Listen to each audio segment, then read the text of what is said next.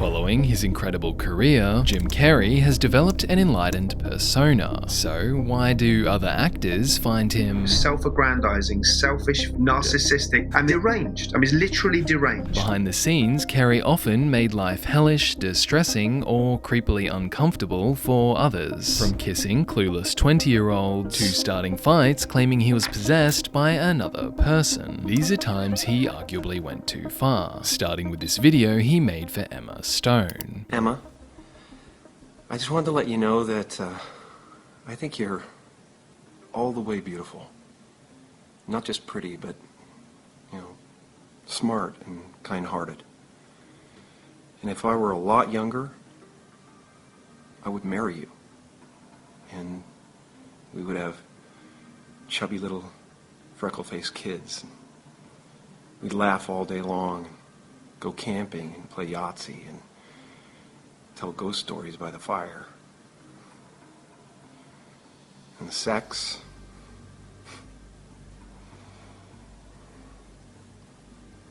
When Jim Carrey posted this to jimcarreytruelife.com, he was 49. Emma Stone, who was 22, replied, "I was a huge Jim Carrey fan. Now I'm not sure if I should be flattered or seek an order for protection, lol." Others commented, "I need a shower after watching this." And this is the sort of shit a minor is met with when an old man randomly adds them on Facebook. However, like with Carrey's art and on-set pranks, which are coming up later, in the Emma Stone message, you're not quite sure if he's joking, sincere, or both. My secret is making the wrong choices, but committing completely. And this applies to life as well as comedy. And the award goes to Jim Carrey, the Cable Guy. While accepting Best Comedic Performance at the MTV Movie Awards, Carrey kissed presenter Alicia Silverstone. Just by her facial expression, you can tell how uncomfortable that made her feel. Silverstone was 20, but she'd just broken out with movies The Crush and Clueless, which she acted in aged 15 to 18. Oh my god. Leading people to comment, I was sickened by the standing ovation. I felt like Hollywood is just spineless, en masse. Oh wait, that's Jim Carrey responding to this. Oh, wow! Keep my wife's name out your mouth! The two instances were arguably not that different, but about Will Smith, Carrey said, I'd announced this morning that I was suing Will for $200 million, because that video is going to be there forever. Just like this next interview. And in the film, Sonic has a bucket list, and I was wondering, after all you've done in your career and in your life, is there anything still left on your bucket list? Just you. Oh. Wow. That's it. It's all done now. I don't know what to say to that. Just own it. Okay, I'm owning it now. As you can guess, the internet got upset again, so Carrey's publicist contested that the line was in no way a reference to the journalist herself. Oh yeah? Like with the lawsuits coming up, Carrey often has his PR and legal teams fight for him. However, he doesn't when his target is Fox News.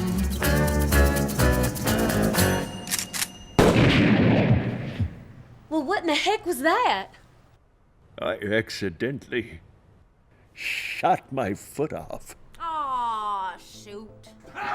In 2013, Carrey released this satirical song called Cold Dead Hand. It attacks American gun owners, but specifically the recently dead NRA spokesperson Charlton Heston. Heston was a movie star known for Ben-Hur, The Ten Commandments, the original Planet of the Apes, and this speech to the NRA. As we set out this year to defeat the divisive forces that would take freedom away, I want to say those fighting words for everyone within the sound of my voice to hear and to heed, and especially for you, Mr. Gore.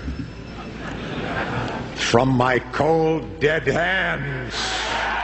8 years after that speech, Charlton Heston died, and in Carrey's subsequent spoof, he comments that Heston has a small wiener, and couldn't get into heaven because he owned guns. The angels wouldn't take him up to heaven like he planned, 'cause they couldn't pry that gun from his cold dead hand. The song, which is very catchy, paints a scene where Heston loses his money, gets depressed, and shoots himself, only for his kids to find him and shoot themselves, before Heston's wife, discovering the scene, blows herself up with a grenade. You get depressed cause the money went south and you put your old shotgun in your mouth and your kids walk in and they find you there like a headless hump in your underwear and they move the gun and it kills them too and your wife just doesn't know what to do, so she takes a hand grenade from her shoe and she bolts up and it's Charlton Heston's fault. And it's all on you. So Heston gets the finger.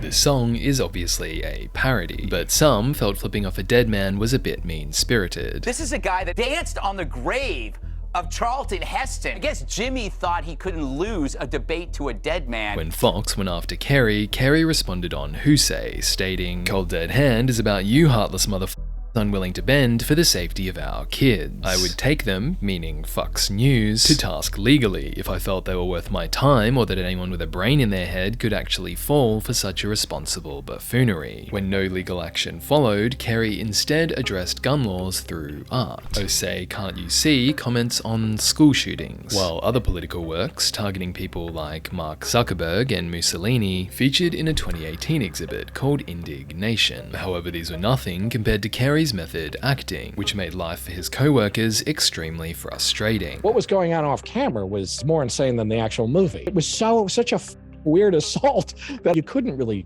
tell him. Yeah.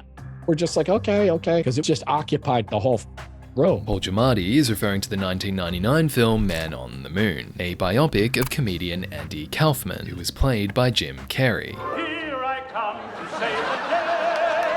For his acting, Carrey won a Golden Globe. Jim Carrey, Man on the Moon. However, 18 years later, when this production footage was released in its own documentary, Carrey lost the respect of many of his peers. It was the most self-aggrandizing, selfish, fucking narcissistic bollocks I've ever seen. He should have got fired. He should totally have got fired. During the 4-month production, Carrey stayed in character, saying he was possessed by the spirit of Andy. Andy Kaufman showed up, tapped me on the shoulder, and said, "Sit down.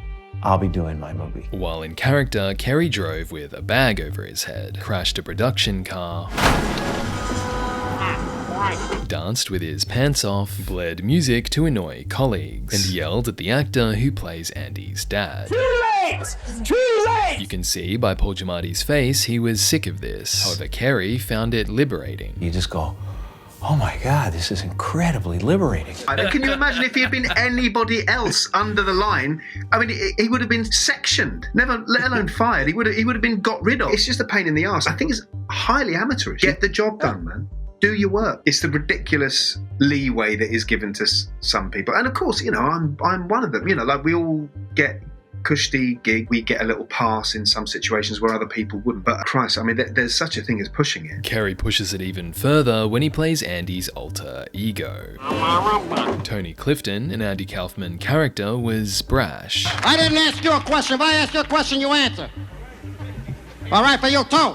And Carrey took that to the limit. He threw food, graffitied the studio, pretended to be Batman, and messed with technicians. What's going on? Oh, what? Sound check. I'll check the sound.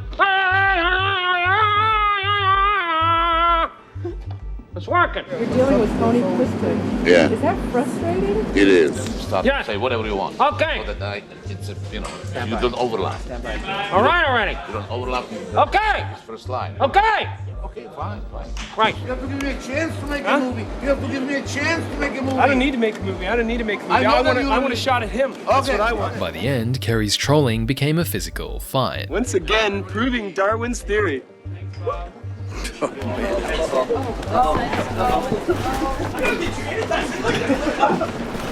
This is wrestler Jerry Lawler. In real life, he was a collaborator of Andy's. However, Carrey, while acting as Andy, poured water on Jerry, mocked him, and messed with his trailer. Screwing everything up in there. Carrey would stick a sign on somebody's back and to throw water on you, you know, and stuff in my girlfriend and that kind of stuff. Once again, proving Darwin's theory.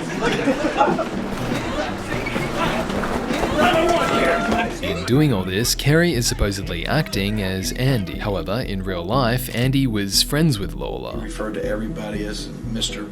Lawler or whatever your name was, and sir this and yes ma'am, and he just was in awe of wrestling and loved it. And I think Andy certainly helped my career and helped wrestling in general, you know, and I really missed the guy. Jim doesn't even play Andy Kaufman like Andy. He plays Andy like Jim Carrey and uses method acting as a kind of personal therapy. Every time you open your mouth, you learn something about yourself. You sort of think, oh God, has he lost himself in this delusion of thinking he's a guru or a fakir? Because a fair few people do. Once you get to the top of the mountain, you know, what are you going to do then? And from the top, it's a long way down. In 2016, Jim Carrey was sued in 2 lawsuits. They raised questions about STDs, prostitutes, drugs, and Carrey's role in the death of his former partner. But before we start, I should say this section gets dark. I've tried to give a balanced account, and I'll share the legal outcomes for you to make your own judgments. I promise the video gets lighter by the end, so if you want more stories of brilliant, flawed people, subscribe. It's the 24th of September 2015. Jim Carrey and his girlfriend, Katharina White, break up, and White tweets a message, signing off Twitter, "I hope I've been a light to my nearest and dearest." 4 days later, White's body is found in her Los Angeles home. The toxicology report confirms that the death is self-induced, with Ambien in White's system. Near the bed, a prescription bottle is found, with its label reading Arthur King. A friend of White's tells officers that White was normally happy and upbeat, but also madly in love with Jim, in a partnership she called a roller coaster. When White's body is discovered, it's accompanied by a note for Carrey. The note, dated the 27th, refers to an apparent breakup 3 days earlier.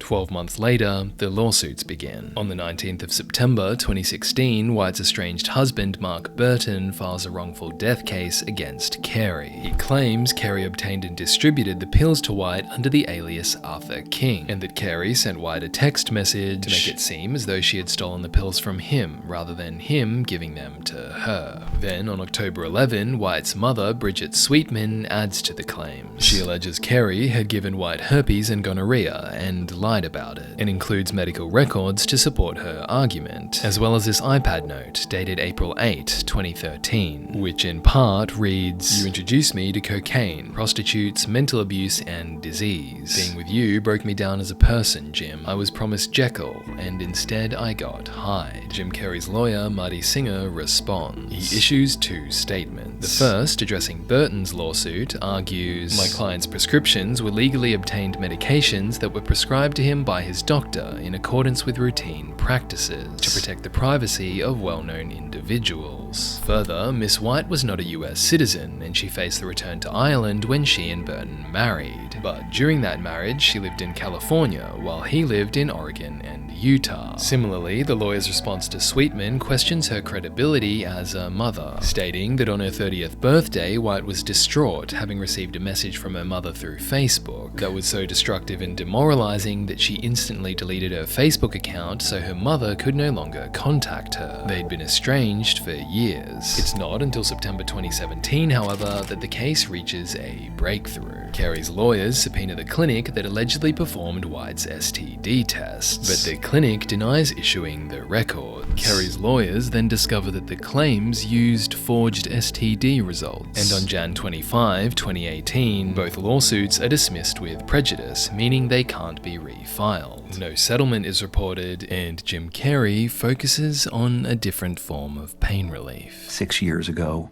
at a time when I was trying to heal a broken heart, I decided, well, maybe I'll paint. When you look at this Jim Carrey painting, what do you see? It's called Unfinished Abandonment of Self, with those words written on the torn figure. Other text reads cut and torn apart and sewed back together, cause f***er. Used, abused, refused. Not dated, sedated. Give me blood. And get out devils. And one eye has torn off the figure's face, but the text around it reads still see you. Whatever you see in this, chances are it's Jim Carrey. I think what makes someone an artist is they make models of their inner life. Of this model of his inner life, called Disappearing at the Laser Peel Party, Carrey writes this girl's just had laser peels and they're hanging out doing some cocaine. The Invisible Man is ascending the staircase because he realizes there's really no place for him here, but they're using his credit card. Other Jim Carrey art is funny, like this homunculus called Nicolas Cage and this puppet called Jeff Daniels, but much of it is dark. His sketch of Bill Cosby is captioned using the Bible. Beware of false prophets who come to you in sheep's clothing but inwardly are ravenous wolves. And in this work, Hooray We Are All Broken, Carrey paints, in his words, broken figures dancing for each other, filled with pain and polka dots, sharing one frequency, yet believing they are separate. You can tell what I love by the color of the paintings. You can tell my inner life by the darkness in some of them, and you can tell what I want from the brightness in some of them. In 2016, amid the lawsuits, Carrey paints Electric Jesus. Whether his story is literal or allegorical, Carrey writes, "My intent was to capture that power, energy, and ultimate understanding." I wanted you to have the feeling when you looked in his eyes that he was accepting of who you are. I wanted him to be able to stare at you and heal you from the painting. Jim Carrey isn't perfect, but despite everything, I think that's what he'll be remembered for.